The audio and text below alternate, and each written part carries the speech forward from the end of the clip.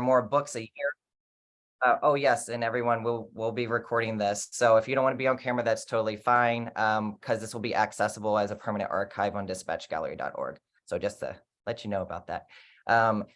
So they have been filling 10 or more books a year. Their art is concerned with physicality, sexuality, and mental health through the lens of rapid, automatic, and gesture drawings and intense contrasting colors.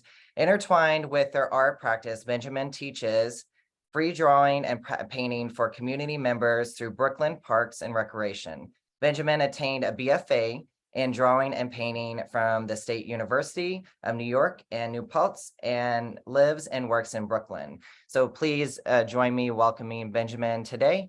And then Giselle will be doing in any regards to the chat. If you want to ask a question, we will hold questions, and then we can also help mediate that too, Ben, okay?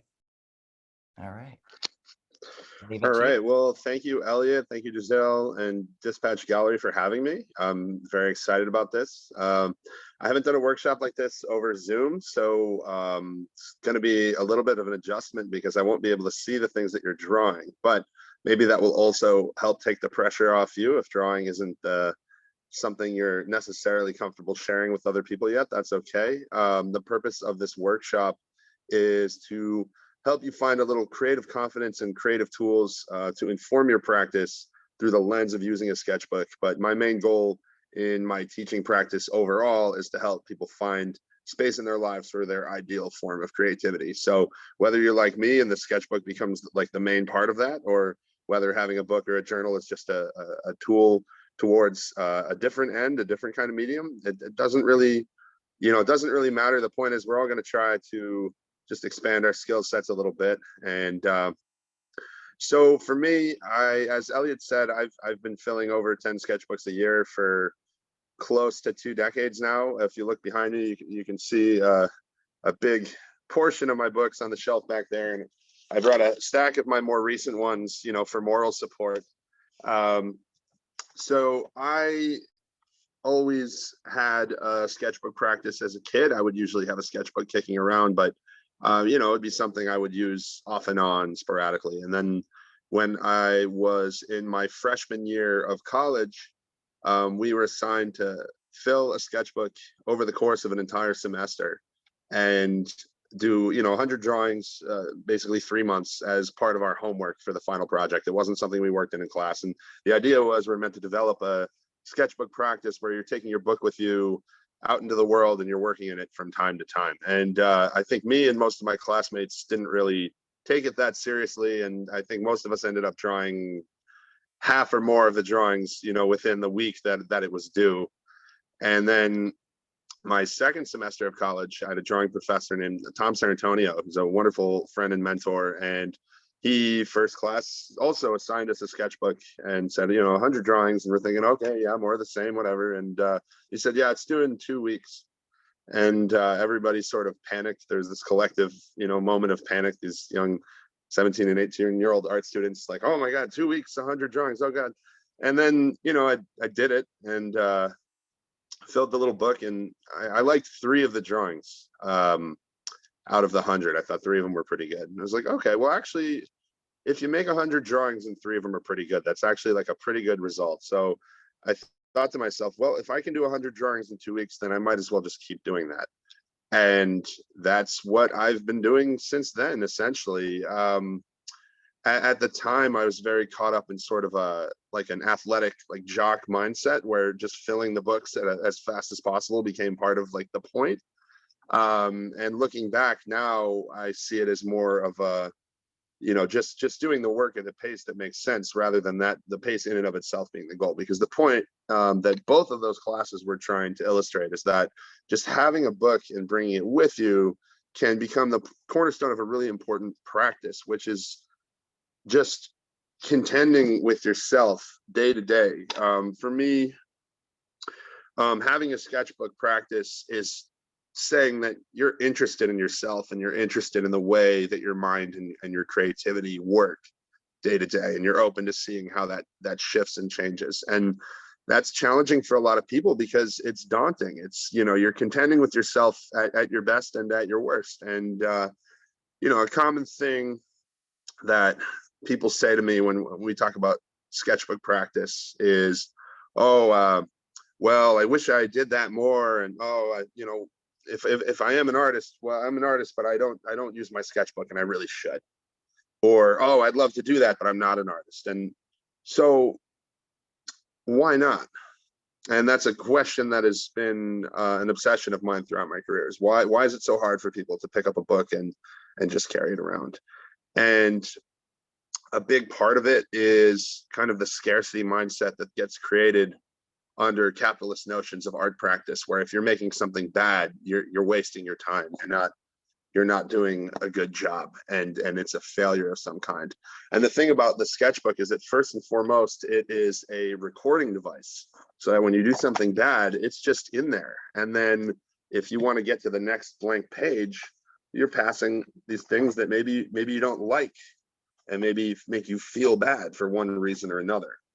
And it can take a toll on your ability to move forward with the practice, because you just think, oh, well, and what people tend to say, and I feel like a lot of you will be able to relate to this because I know that I have been able to during my career, is you make a couple drawings in a book and they're bad, and it's like, oh, this whole book is ruined.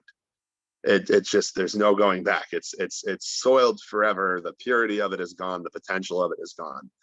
And the other thing that is a common hindrance, that's sort of the flip side of that, is what you call the fear of the blank page, or I call it the fear of the void, where just the sheer number of unused pages becomes daunting. Like it's this big project, like it's you have to fill it at some sort of pace or conduct your art at some sort of pace. And what's important to consider is where these metrics of criticism are coming from, and what we can do to say, hey, maybe these aren't actually barriers the way that they seem to be. I've found through carrying my books around for a long time that almost all of them, that a lot of them start off pretty rocky. You start a book and you think, oh, like, I don't like this one. I don't like the tone of it. And I've made close to 200 at this point. And there's still a lot of times where I start a book and I think, oh, this one's all wrong. Like just the vibe is off. Like, and sometimes it's especially challenging when I've just finished a book that was like one of the real good ones, one of the better ones. It just felt good start to finish. And then you start another one and right off the bat, it's like, oh, this isn't the same. This doesn't feel good. And it kind of mirrors the way we move through life. And, some days are just going to suck and you're not even necessarily going to know why.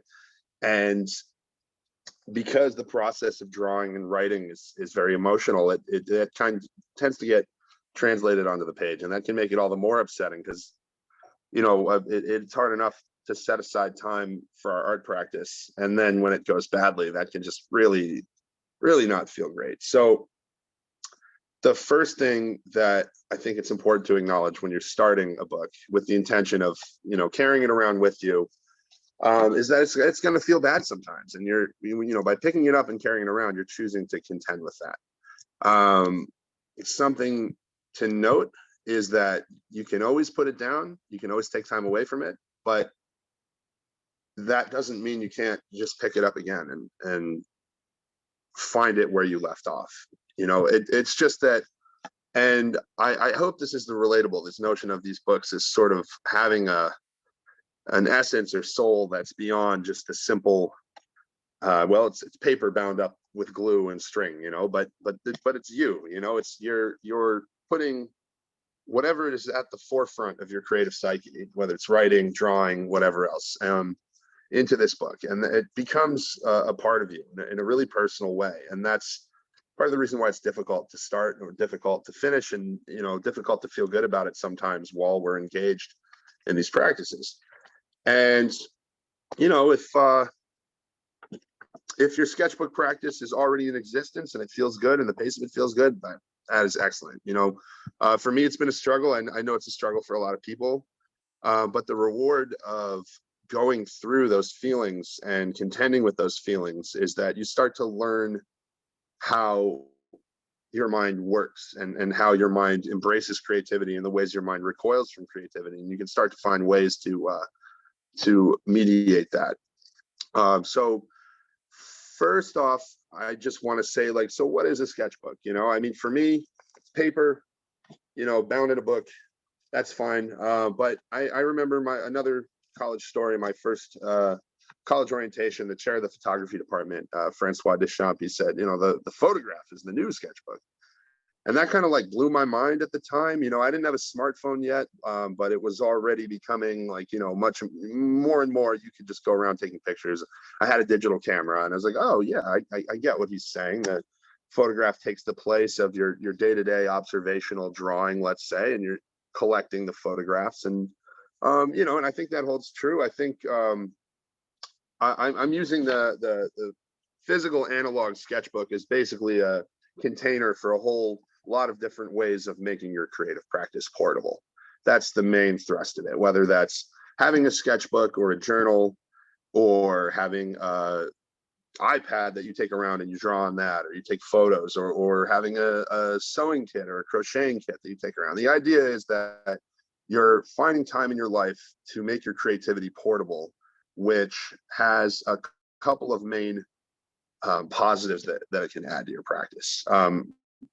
For me, the number one thing is just it reduces the friction that stops us from engaging with creativity. It's a lot easier to avoid doing your work when it's all at your house or it's all at your studio and you have to go and you have to set things up and you have to, but when you have this little book with you and you have, any random pen, you're good to go. You can make something happen. It might not be your main form of creativity, but it's a way of moving towards that in some way.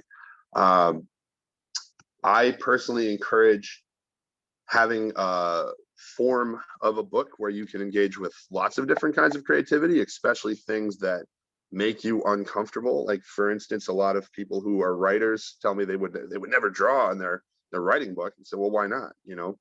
And I say the same thing to my friends who are visual artists who don't tend to write. And a lot of the time, someone's aversion to changing up kinds of medium in their book practice is the aversion of switching from a mode of creativity that you are fluent with and comfortable with to something that feels clunky or even, frustratingly upsetting. And drawing and writing are both that for a lot of people. I teach people of all ages, and I have had so many conversations about, why someone stopped doing art and why someone stopped drawing, particularly drawing, because that's primarily what I teach. But I think this holds true for writing and for most forms of creativity. But drawing is one of the earliest ones that we get. And it's also one of the earliest ones that we often lose because, most people stop drawing, I'd say somewhere between the ages of like second grade to fifth grade. Somebody says something mean to you, or you start comparing yourselves to really established high-level artists, and you're 9, so you don't have the emotional fortitude to realize, oh wait, like maybe I'm just not there yet because I'm 9. You don't think that. You're just like, oh, I can't do that. I'm not good. And that's what I personally encourage you to contend with in your book practice, whatever it is the constantly going toe to toe and trying to unpack the constant feelings that we get of I'm not good, you're not good enough, you're not good enough, this is bad, because our brains are constantly telling us this, society is constantly telling us this, sometimes your friends will tell you that, sometimes it's just your hand, being frustratingly inefficient at something that normally you're good at, and it's just one day you just can't get it right. And there's just all these constant frustrations with regards to moving through these practices. And when you have this object that is your easy access point to beginning something, it means you also have a lot of small ways to push back against those constant stimuli, the negative stimuli that are being created, and finding ways to smooth out the friction between being able to want to do your art and being able to actually make time for it. And, you know, realistically, we're all under capitalism. We're all working too much and finding too little times for joyful things. And, you know, art can be a form of relaxation, but more often than not, for people that I've met, it's not inherently relaxing necessarily. When you get into a flow state, it can be the best way in the world to relax, but there's so many barriers to getting there. And that, I think, is where having a sketchbook practice can really be advantageous, because sometimes you're going to be able to get into your flow state in your sketchbook and it's just going to go and you have this room to work, but sometimes you're not going to be able to get there and you're going to have a frustrating day. But then at the end of the day, you haven't ruined, you know, you haven't wasted time making a 10-foot sculpture that ends up being bad, or writing a 50 pages of a novel that you have to throw out. You just you doodled in a book and it, you know, it didn't turn out, and maybe next time it'll be better. So when you have your sketchbook, whether that's a bound book, composition notebook, a couple of sheets of printer paper that you can staple together later. I mean, it doesn't have to be like a big deal. The point is, it's a way to make your practice portable and a way to collect and store your actions and your memories. Those are the two things for me that define what having a sketchbook or journal is. So then how do you start it?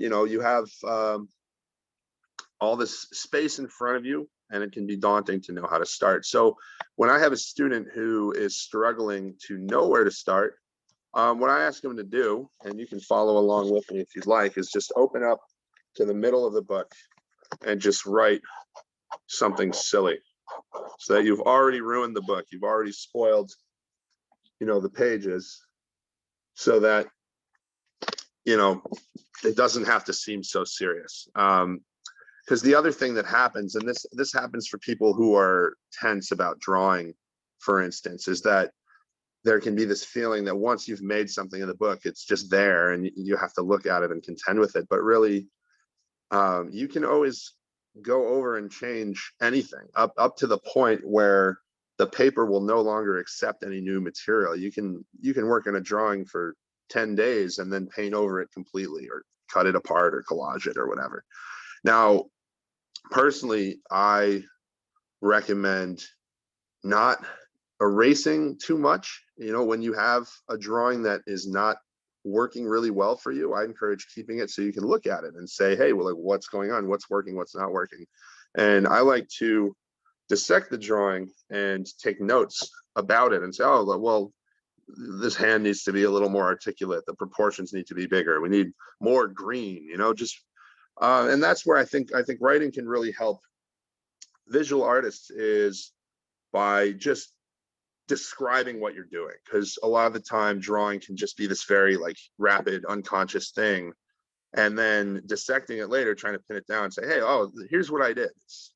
Did I intend to do that? Maybe, maybe not. Like, what could I improve? Sure, here's some things I could possibly improve. So a thing that I have my first time students do is to draw a hand, because that tends to be one of the most frustrating things for people. It's even people who draw all the time, is to draw a hand that is very complicated or difficult. So what I'd like us to do now is just take a few minutes, open up your book, get your pen, pencil, or whatever, and let's just draw a hand together. Let's draw a bad hand. You can draw your own hand, or I'll hold my hand up if that would be easier. We're just going to draw real quick. I'll give you, let's say, 3 minutes, and we're going to draw a bad hand together, and then we're going to talk about it, not to each other, not to ourselves. We're going to talk to our book about what we did. So 3 minutes, draw a hand. Let's go. And what will we learn? And that's the thing with the drawing. You never know exactly what you're going to get out of each individual drawing, and that's also why I like the sketchbook practice so much, is because it gives you hundreds and thousands of opportunities to learn something new about yourself and your art practice, and the way that your hand moves and the way that your eye moves.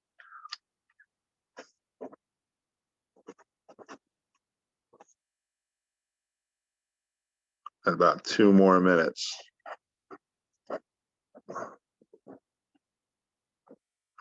Now, if you're like me, you may be saying, well, I don't know, I'm going to draw something totally different. I don't feel like doing this. Or maybe you've been tuning me out this whole time and just drawing something totally different in your book. That was kind of how I approached a lot of subjects in school. So if so, that's okay. You're actually like 10 steps ahead at that point. There's no real like wrong answers here. It's not this kind of workshop. And that's, the other thing that is beautiful to me about having a sketchbook or journal practice is it gives you infinite opportunities to make mistakes. And when we go from a mindset of scarcity, where mistakes seem costly and dangerous, to a mindset of growth, where we're embracing the process of change, then suddenly the chaos and the mess of a new book seem less daunting. And when you make an entire book where every single drawing is bad, and I sure have, it becomes less emotionally damaging and more, okay, well, that was an opportunity to learn some admittedly difficult lessons. All right, so pretty much wrapped up there. So I hope your hands turned out well. If anyone wants to send me any of the drawings you make in the workshop afterwards, I'd love to see them, but you can also keep them to yourselves. That is fine. So now let's just take a minute and look at your drawing, just think about it, and write down just like 5 things about it, around the drawing or on the drawing, 5 things that you're thinking, ideally one of them good, one of them critical, and the rest of them, whatever other observations come to your mind. Just write them down, have them as references for later. And then theoretically, the next time you go to draw a hand, you already have a little framework. And I have, some of my students are here and are probably laughing because I make them do this all the time, but that's the thing. And, when I have a book, each one is new and unique and different, but so much is actually repeated. Like, in a way, it just feels like I'm making the same book over and over again, or one really long book. I don't know. And that's my practice, though. That's some people, when someone has a sketchbook that's got a more specific like goal, then it might be a little different. You might have more of a project-based mindset where you have a specific project you're working towards, rather than just seeing what my brain's doing. Or some people do sketchbooks that are all observational, let's say, and then that would be very different than someone who's using a sketchbook to plan for a comic book, or someone who's planning for a novel. I tend to be doing all the things at once, and then the books are incredibly chaotic. And but so that segues into another exercise I'd like us to do, which is to just take a minute and think about, and then whether, hopefully everybody has a book of some kind, and if not, you can just do this with the idea that hopefully you will get one. But take a second and just think, like, well, I have this book in front of me, like what are some of my goals for it? Do I want it to be sketches towards a project? Do I want it to be all observational drawing, or all making a story? Or do I just want to learn more about myself and have no goal in particular? That's also a goal. So write down a couple things that you'd like to achieve with this book. And if you already have a sketchbook practice going and you're using a book that already has work done in it, then you can also reflect on, what am I already doing? What have I been doing? And if you haven't thought before about what the goal for that might be, you can say, well, what have I been doing, and how does it relate to these goals that are occurring to me now? So take a sec, write some thoughts down. Personally, I like to write things like that in the beginning of the book so that I can refer to them. But the other thing that you will find through sketchbooking a lot is that when you make lots of sketchbooks, you start to figure out your own ways of organizing them, and that might be very different from mine. I will tell you how I do organize a sketchbook, though, just in case any of this is useful. So I start my book, I write my name, I write the date that I began it, and usually I come up with some kind of image for the title page. And then I use the next couple pages to write down notes for projects or goals for the book. And then I use the back for things that are more like if someone gives me their phone number, or if there's something that I need to remember to do that to transfer my calendar, the back becomes like sort of the little logistics section. Because I learned the hard way that if you just write things throughout the book, I'll never find them again. I mean, personally, and that's also why having your own individual organizing system is important, because people's brains work very differently for that kind of thing.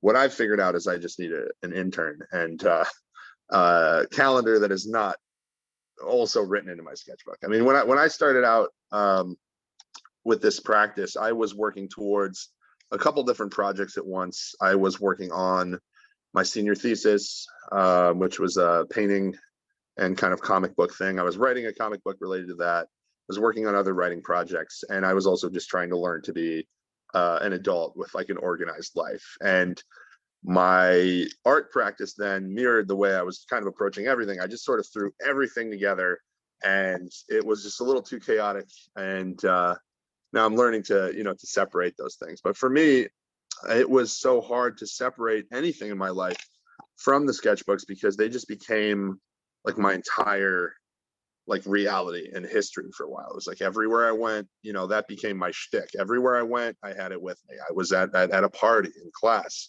on a trip, going hiking. That's the way that I found to keep the process going. And you might not need to do that. You might, and now sometimes I'll give myself permission to leave the book at home if there's an event where I just think, oh, well, you know what, I'm going to take a break. But for me, it became this level of obsessiveness that wasn't necessarily always healthy, but it did help me make a lot of work. What I would recommend that you do with regards to that level of practice is figure out what space in your life you could bring the book with you, even if it's just having it with you and not having any intention to do it. But can you put it in your purse? Can you bring it in your backpack? Would it make sense to leave it in your car? Do you prefer to draw at home? Like, can you have time to draw at work and you could leave it at work? Like, finding a structure so that throughout the day you will see it and you will find it. And then even if you don't have the time to do anything, you have it there, and there's no barrier of, oh, I can't do any art, I don't have any art supplies. It's like you always have something that you could do. I used to draw a lot on the subway, and I don't really take the subway anymore for work, luckily, but for the last 9 years I commuted over the subway, every day, 12 to 14 times a week. I'd be riding the subway minimum, and I would either be drawing or I'd be playing games on my phone. And when I was drawing on the subway, my practice would tend to be a little more robust than when obviously when I was playing games on my phone. But the interesting thing about drawing on the subway is that people will pay attention to you in a way that some people like and some people don't like. I mean, for me, it could go back and forth because I love attention, but sometimes, you're working on stuff that you don't really want to share with people. So that segues into something that I think in general as a concept is important to consider, which is, what are the privacy settings of your book? Is it something that you would feel comfortable sharing with a stranger or with certain friends, or is it something that's just for yourself? And it's important to know that for a couple of reasons. I mean, chief of which being that when you're out in public, and I think there's a lot to be gained from sketching in public, sketching in public spaces, being able to observe people, being able to draw people, being able to work in a chaotic environment, being able to learn to work in a chaotic environment. These are all possible upsides, but people will come and they will ask to see your book. And so you either have to become comfortable sharing your book, or you have to be able to become comfortable saying, hey, like, thanks for asking, but like, actually don't share this with people. And some days you might feel one way, some days you might feel the other. But if you're doing, let's say, a lot of erotic work, or if you're writing sensitive information about yourself or about a project that you wouldn't want someone to just like steal from you or whatever, or even just you don't feel like it, people are going to come and ask. And I personally love that. I love showing my work to people. I I often find that if I know I'm going to be in a social situation where people might look at my sketchbook, I will work really hard to try to get the drawings finished up and try to have things looking real nice. And that can become kind of this arbitrary metric. And then a lot of the time at these things, people don't actually even look at the book the way that I think they will. But it's a good way to to catalyze myself to make more work. But you have to remember that ultimately you control who looks at the book, you control why they're looking at it and when they're looking at it, and that includes you. And if you need a break from it, you can always just put it under your bed or lock it in a drawer, just as long as you know that you can pick it back up and it doesn't become this haunted thing. I used to draw a lot of people from observation on the subway or elsewhere. And I got to the point where after living in Brooklyn for so long, I started to feel like I wouldn't want to make people self-conscious. And I thought, I don't want people staring at me. Oh, what are you looking at me for? I went from a kind of a more relaxed upstate person to a like aggressive, like, hey, like, why are you looking at me? Why are you drawing me? And a funny thing that happens sometimes is someone will think that you're drawing them because you're on the subway across from them. And then sometimes I'll make a point to like flip the book so that they can see I'm drawing like I don't know, like a space alien or something. That's not them at all. But also some people love being drawn. So I don't know. Again, privacy settings, important to understand. And that also relates to who the audience is for your book. And sometimes there is no audience because you're just making work that you want to be something else that will have an audience. But when you make a book just to be shown, and you can think, who do I want to show this to? Like, would I show this to my grandma? Would I show this to a stranger? Would I show this, is this book kid friendly? Because one thing that I recommend doing, if you can stand to share this part of yourself in this way, I really like having guest drawings from people. And I try to encourage my friends to draw. I try to encourage, sometimes strangers will be curious about the book and say, hey, yeah, you want to do a drawing, and it puts people on the spot and it's funny. And it's a way that I found to kind of help bring a little joy to someone's day. And sometimes there's been times where I've been like, let's say I remember a time I was on the Long Island Railroad and there was this kid who was like really obviously having a bad time and like couldn't focus and was yelling a lot and crying. And and I was talking to the dad because he was apologizing to me, and I was like, hey, like, what do you think he would like want to draw? And he was like, he's gonna mess up your book. And I was like, yeah, sure, fine. Because for me it's not that precious. If you have a really nice book with very specific things, you might not want to do that. But for me, I'm like, yeah, go ahead. And he scribbled all over like 5 pages or so, but he calmed down a little bit and he had fun and we joked about it. And the thing is, after a while of doing this, and it doesn't matter if in a year you fill 1 sketchbook or you fill 10 or you fill 1 in 5 years, the point is it will become a key to your memory, and you will look back many years later and the things in the book will evoke stuff that you will be surprised that you were able to remember. Like, for instance, if I ran across that drawing, I'd remember where I was on that train and where I was going. And I look through them all the time and I get my mind blown by it's like, oh, my friend Rob drew a drawing in my book 15 years ago, and Rob doesn't even draw, and he drew this silly little thing. And it'll bring back these memories. It's a way of connecting with yourself and being interested in your past. And that sort of record, it can be a bit of a double-edged sword as well, because sometimes the stuff that will be in there will be emotionally resonant. And for a long time I was working on these writing projects, and the thing that was holding me back was I couldn't go back through these books and read my own writing. I just had this aversion to doing it. And for a long time I thought, I lack discipline and I can't make myself do it. And that was partially true, but as I began to go through the process of therapy and sort of understanding myself better, I realized, oh, like, my aversion to reading this stuff is that the writing that I was doing was about traumatic stuff and upsetting stuff, journal entries about really hard times. And of course it's hard to go back and unpack that. So the other side of it, like, it's a key to your memory, but it also can be kind of a place to store memories that you maybe don't want to contend with day to day, but you still don't want to forget.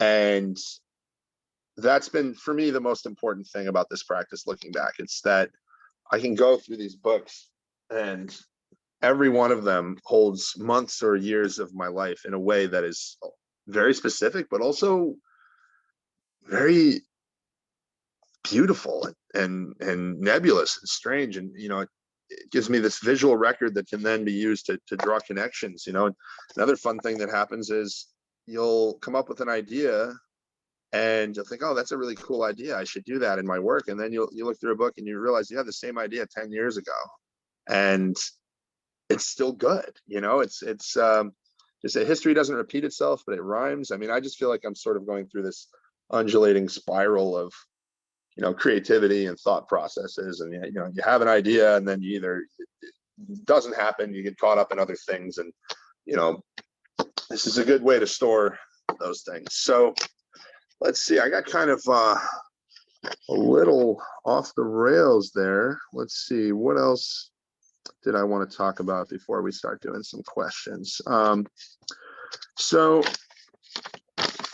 what makes a page in your sketchbook successful versus what makes a page in your sketchbook bad? So for the sake of simplification, I'm going to say a drawing, but if you're a writer, if drawing isn't your thing, you just apply it to that. But so let's take a minute and just think, like, what makes a page in this book bad? What makes a drawing bad and what makes a drawing good? And there's no wrong or right answer to that necessarily. It will be individual to yourself, and you don't have to have a perfect answer right now, but write down what makes a drawing good, what makes a drawing bad, and whether now or a little later, kind of contend with that. Put down what you think that means, and that can help you see which way you want to go with the book in the first place. Because if what makes a drawing good is for it to be very detailed or very realistic, then that's where your interests lie. If what makes it good is for it to be colorful and exciting, or other people like it, and what makes a drawing bad. I think that's really the important one, because when we think of a piece of work as bad, that kind of creates this binary notion of failure and success. Like, oh, this is a bad drawing. And that flattens out like why you think that. Like, is it bad because you tried to do something specifically technical and it failed? Or is it bad because you don't like it and it makes you feel bad? Or both, or neither. So think about that. And just in general, a really important tool I use in my sketchbook practice is found text, which is just when you're talking to someone or somebody's talking to you and you just hear a word or phrase that sticks in your mind. Just write it down, and it doesn't even necessarily have to have any context. You could just say, oh, like, I liked the phrase. Somebody says, I ate 4 fried eggs today, and then you write that down in your book, and it has nothing to do with anything necessarily, but then you make a drawing of a bird, and then that becomes the caption of it or the title of it. And what does that have to do with anything? I don't know. That's the point. It's taking little snippets of your day and putting them into a book in a way that is like a little silly, but also just kind of finding ways to observe your reality that aren't just literal, a drawing of life or writing about something specific. Just taking things that you hear and just adding them into the mix. I think layering on a lot of different levels of meaning and kinds of images. And I also personally really like using text itself as an image. Often I will write like the same word over and over, or even just something that looks like a word. I've been doing these big loopy L's and just writing them over and over until they become like a texture and a pattern. And I just do that all the time. That just becomes my kind of absent-minded textural drawing. And a lot of the time that can become the background to something else, and add more layers over it. And that's another thing to remember, is if you make a drawing right away in your book and it seems bad, that doesn't have to stay that way. You can just layer something else over it.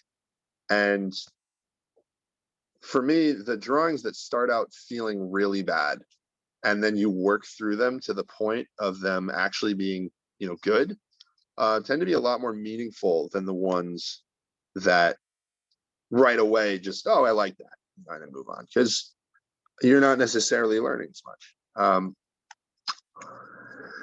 But the thing is, once a book has the entire thing filled, you learn that each page changes the relationship that each other page has, because, you know, the other thing is it does become a conceptual object in and of itself, and it does become a literal book that you can look through. I mean, you might not see it that way because when you're making it, it's its own, you know, each page is individual, but a viewer will be looking through it as a complete book.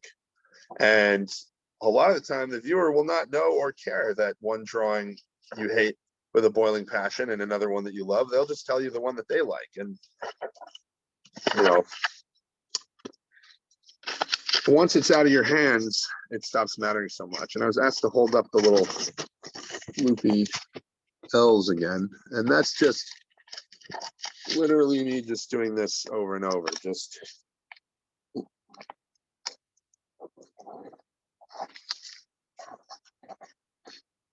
and the point that I'm trying to make there is that you don't need anything in particular to start a drawing. You can just start with repeated lines, repeated shapes, anything that creates an area of texture that wasn't there in the first place. So let's see.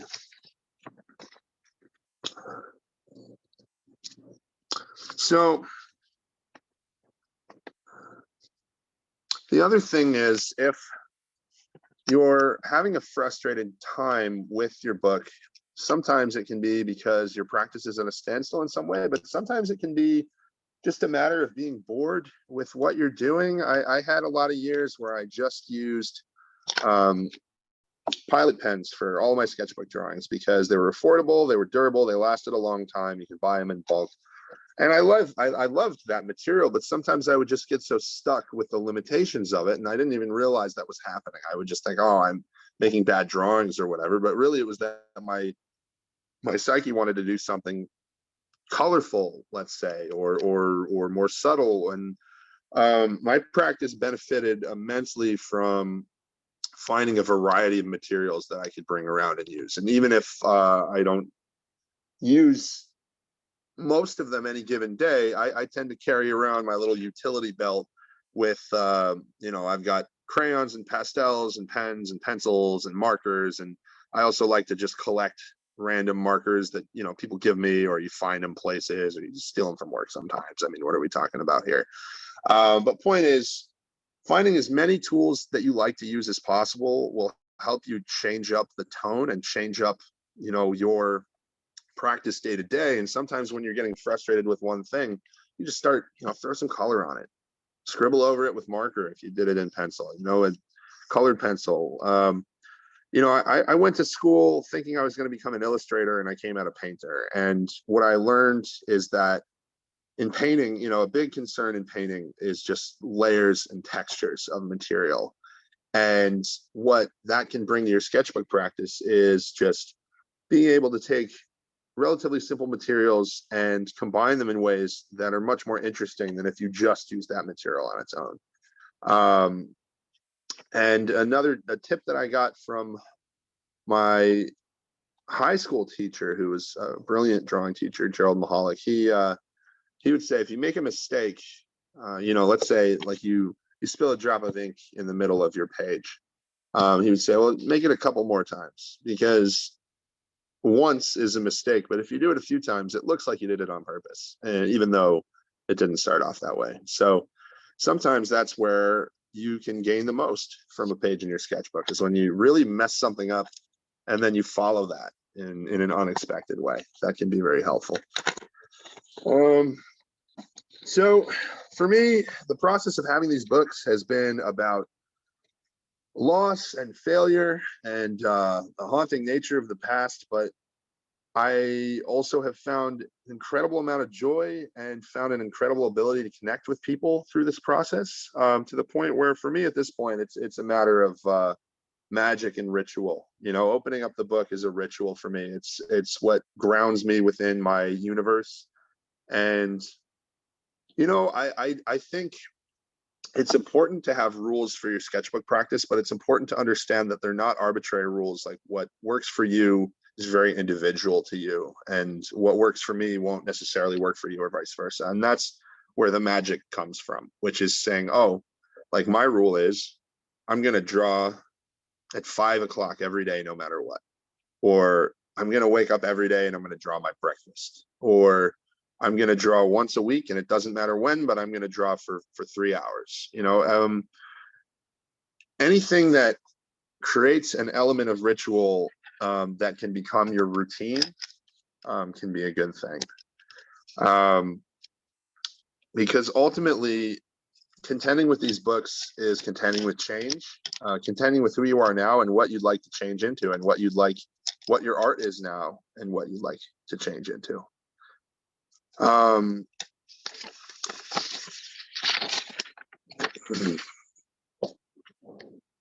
Well, yeah, I had one more thing to say about that, but I sort of got off track. But I made myself laugh with this, which is like, when you have these books, you can store things in them like a squirrel, locating yourself in time and memory by just hiding little kernels of yourself to find later. You can create puzzles for yourself later to solve. You can write down things that are impossible now, that in 5 years you might look back and say, oh, I was right about everything that I predicted about myself and that I wanted. And I think using a book to create a practice of intention setting and goal setting, and also a space for chaos and playfulness to expand your repertoire. I think these are all things that are useful applications for having a book practice. I think you should write. You should write about yourself. You should draw from observation. You should use every tool available to try to figure out who you are, because it's 2023. We don't have to pigeonhole ourselves into one kind of art practice or other. And we can accept that it's scary to confront new ways of making and methods that are out of our comfort zone. We can expand our comfort zone, or we can venture outside it. And bringing your practice with you, removing the barriers to creative engagement, can help you just either continue your practice or to reignite it if you've lost track with it. I had a student who was 94 when I taught her, and she had not painted from the age of 8 to the age of 80 or so. And she started painting when she was like 82. And I worked with her at a senior center in Bay Ridge, and she would make these incredible paintings that were, she felt that they were held back by her failing eyesight, but she would do things with color that were sort of like late career Monet, when his eyes were all kind of going. And she just loved, and I asked her, I said, well, what did you learn from picking it back up? And she was like, well, I should have been doing it the whole time, because it just brings me so much joy, but it doesn't matter because I'm doing it now. And if I were to sum up my practice in, one sentiment, that's pretty much it. I also worked at a gym for 6 years, and I observed a lot of people who were devotees of one particular kind of fitness practice or other, weightlifting, basketball, whatnot. And people would notice the regular people, they leave for months. Sometimes something in their life happens and they're gone. And if you have your own fitness practice, you can probably relate to this. There'll be times where just life throws you a curveball. You have a new job, you go through a breakup, something just changes your pattern and your routine, and you lose the things that you were doing, your habits and your hobbies. And of course that's frustrating, and of course it's hard, and it's hard to come back. But ultimately, it doesn't matter how many times you quit, as long as you keep coming back to your practice. And for me, all the times that I would have quit art, and there were many where I wanted to say, I give up, I'm not making money, I'm not where I want to be, whatever things are happening in my life. The reason that I didn't give up was I was tethered to the practice by just the simple action of carrying this book around with me pretty much every day.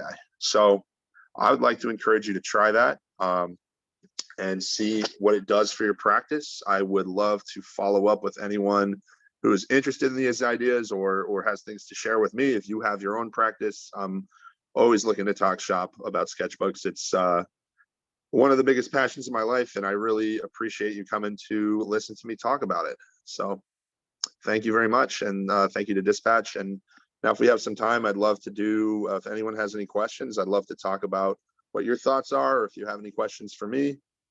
And Elliot, if you want to.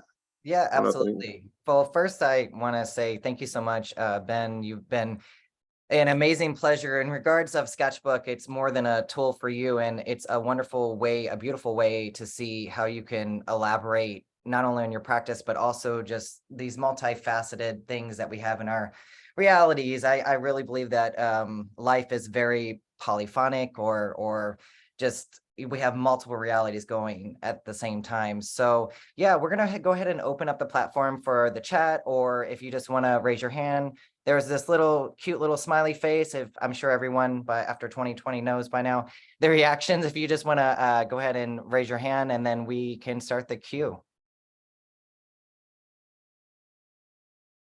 If not, I also have a question. While everyone is thinking about their questions, possibly.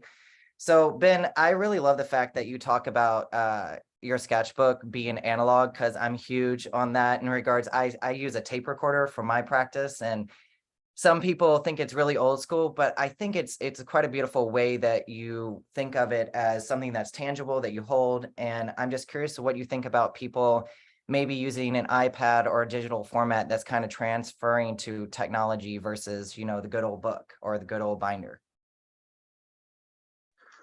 For me,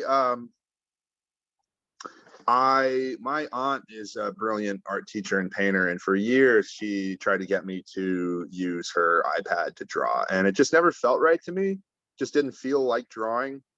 And now the Apple Pencil is so good that it actually does to me now feel like drawing. They even have like the pressure and the friction of it a little bit. It feels like, and I'm at a point where I would absolutely use an iPad for drawing practice. I think for me personally, the ritual of it will always be contained in the analog realm. But I think that brings up a question that I had written down, which is a question for the room, which is like, what makes a drawing art to you? What separates a drawing from a doodle, or just like a diagram or whatever? And the answer I have is that if it feels like a drawing to you, if it feels like you're making a drawing, then you are. So if and that goes back to what I said about what is a sketchbook? A sketchbook could be an iPad for sure, if that works for you. Personally, it doesn't work for me yet. Maybe one day it will. But if your practice is all digital, absolutely, I think that's entirely valid. I think we're at a point where things made by a human hand are kind of going out of style, whether that's digital or analog. So I think I'm not really so concerned over what material is like the right one versus what it's whatever material keeps you working and whatever engages you. And obviously digital drawing has a lot of things that you can do that an analog drawing doesn't, and vice versa. And that interplay is also really interesting. And if anyone wants to teach me more about how to make digital drawings, I'm certainly open to that. So yeah. No, thank you so much for answering that. If anyone has a question, they can post it in the chat if they don't want to be vocal, or I can also read it out loud, or if anybody else has a question. Oh, Veronica, please. Thank you, Ben. Thank you, Dispatch. It was wonderful. And Ben, you're going to hate me for this so much. Please forgive me. I think that your practice and your way of thinking and treating people and trying to bring about more sketching is phenomenal. But I'm wondering, if the world was up to you, and if you, with your phenomenal ways and thoughts, could direct the world or change things, like, what would you do?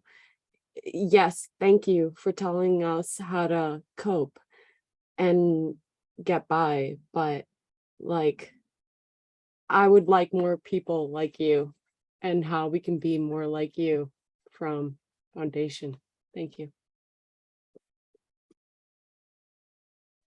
Well, you're definitely putting me on the spot there, and let me see if I can sum up your questions, which is what I would change about the world, is that, and then how can people be more like me? Well, what I would change about the world is ideally to create an economic and environmental condition where people can thrive and have time to make their art and just live their lives in general, and have abundance and social justice for all people. That's what I would like. And I do wonder about, and going back to Elliot's question also, that where this practice falls within that, because sometimes it does seem wasteful to me to go through reams and reams of paper every year in pursuit of this this art, this nebulous concept of art. But what could people do to be more like me? How can we be more like you? How can we be more kind? How can we more be kind?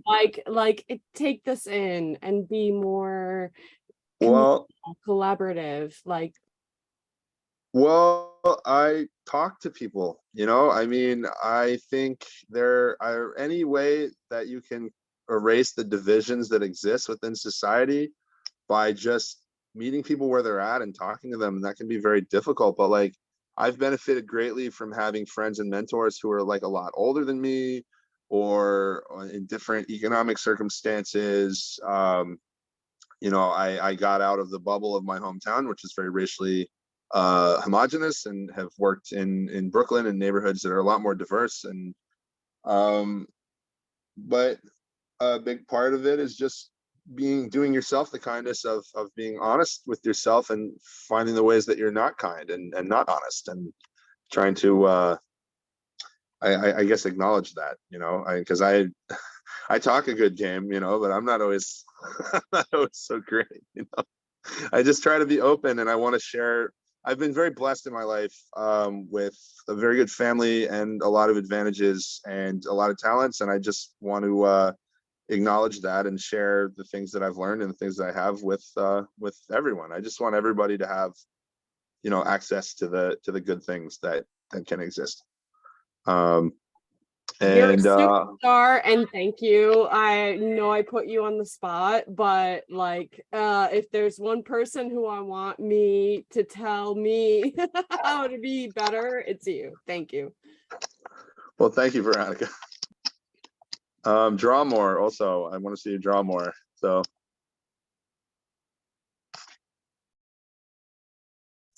I also have a question. So this may be one that you could just take a shot at. What advice would you have for people that are in this chaotic world in regards of like actually having ADHD? So the biggest issue for me is the thought of having a sketchbook it's always been something I've always wanted to obtain, right? And carry it with me. But I know there's a couple of people in here that also understand how I feel. In regards of ADHD, I have a sketchbook and then somehow I lose it and then I have 50. What would you recommend for people like me in regards of trying to, I guess you're so chronological about it, but I mean, the madness of the chaos sometimes creates like this epitome of years of sketchbooks. Do you suggest like picking them up and start sketching them in again, or how do you go about that in your practice?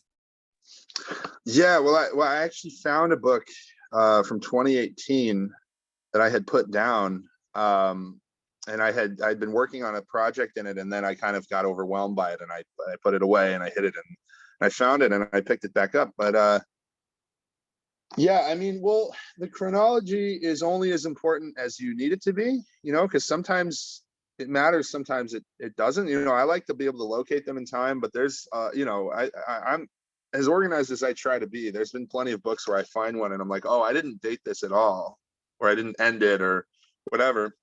And insofar as ADHD goes, I mean, I too have that. I'm pretty all over the place, and you know, for me, the ritual of carrying it with me is helpful, but I've had to put it on the same level of my like wallet and keys in terms of my like daily, like, do I have all these things, you know? So that helps. But the other thing is, yeah, if it's easier to just have 50, then just working them as you go, you know, you can just sort of like graze on them. And that can feel, and that's the thing, they don't have to be, you know, they don't have to be linear. You can start from, you know, and I had so many notes for this and I didn't get to like half the stuff I wanted to talk about. So you have to, you know, I'm working on a book about these things, and when that comes out, I'll hopefully be able to fit it all in. But yeah, no, if you know, I mean, one thing is finding a size that works for you. I mean, you know, these little travel ones can be good, and you know, I would just suggest having multiple ones that you work on whenever you feel like it. And if it helps to, you know, locate them in time, you can just date the individual pages rather than the book as a whole. And I do that sometimes anyway. If I want to remember something like the specific day, like, oh, I drew this picture of the Red Hook Pier, you know, April 2017. So yeah, just allow yourself the grace of saying, oh, I lost this one for a year and I just found it. You can still draw on it. The paper's still good, you know? No, thank you so much. And I know that we're a little bit over the hour. Ben, I have so many questions, but also I know that I can, we're going to drop your email, and then also I think Giselle has some closing statements too. But is there anybody else that has any percolating questions? If not, don't worry, you can always reach me at or Giselle or Lauren Capone at dispatchgallery.org, and we can always forward it to Ben too. So we also might end up having a potential second round to this since it's been quite popular to Ben. So that if that's something that you're interested in, please feel free to email him or us. And I really appreciate every single one being here today in regards to just, it's a Sunday and I know that it's raining some places and some places it's really sunny. So I just want to share a little bit about the mission of Dispatch Gallery. Dispatch is about inclusion and diversity, bringing together artists with cultural and diverse identities, such as persons of color, LGBTQIAS2+, transgender and gender nonconforming, immigrants, women, and many people from different backgrounds. We try to perform beyond the brick and mortar galleries to create this online platform, and we love hosting future artists. So I also wanted to put the email in the chat right there, Benjamin Campbell 77@gmail.com. Please feel free to write that down and email him. I'm sure he would love also the sketchbooks, the sketches that you did today. And then also, please, if you can, we are not for profit. All of the workshop funds that if you feel that you can today, his Venmo, their Venmo is there. It's been at Ben Campbell 77, last digits 7889. And it's just been such a wonderful and pleasure to host you. And I really appreciate your time here, Ben. I know that I'm going to get my 50 sketchbooks out that I've been having for over 20 years, and really just starting to make it as a ritual and practice of magic. And I think that you really have a wonderful way to see in the world that you just share with others. And I just thank you so much. Well, thank you, Elliot. And I look forward to seeing what you are drawing in them. So. Absolutely. Thank you all so much for being here. Appreciate it. And there, if you want the video to this, because it's recording, it'll be a permanent archive, please sign up for dispatchgallery.org. As soon as you go on the website, post there, we'll send it out to you. And then that way you can rewatch it at your own accord. I'll give a virtual round of applause for Ben. Thank you.